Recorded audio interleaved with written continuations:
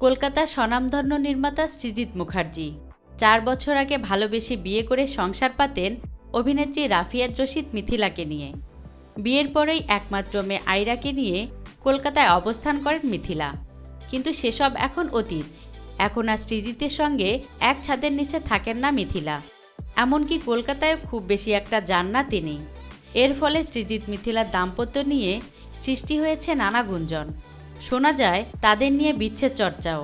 যদিও এই বিষয়গুলোকে শুধু গুঞ্জন বলে উড়িয়েছেন তারা, কিন্তু এবার সৃজিতের সাম্প্রতিক এক পোস্ট ইঙ্গিত দিল ভিন্ন কিছুর।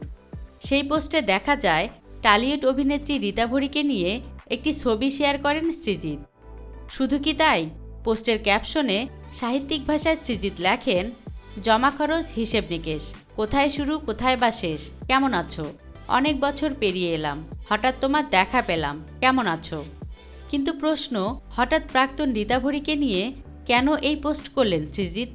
জানা যায় একসময় অভিনেত্রী রীতা ভরির সঙ্গে প্রেমের গুঞ্জন ছিল সৃজিতের, যা নিয়ে ব্যাপক জল্পনা ছিল। আবার রীতা ভরির জন্মদিনের পার্টিতেও নির্মাতার উপস্থিতি ছিল উজ্জ্বল। দুজনের কেক খাওয়ানো থেকে শুরু করে একসঙ্গে ছবি তোলা কিছুই বাদ যায়নি। এ অবস্থায় হঠাৎ রীতা ভরির সঙ্গে সৃজিতের সেলফি এবং এমন ক্যাপশন ফের রহস্যের সৃষ্টি করেছে। সোশ্যাল মিডিয়ায় নেটিজেনরা বলছেন এসবের কারণেই নাকি মিথিলার সঙ্গে দূরত্ব বেড়েছে।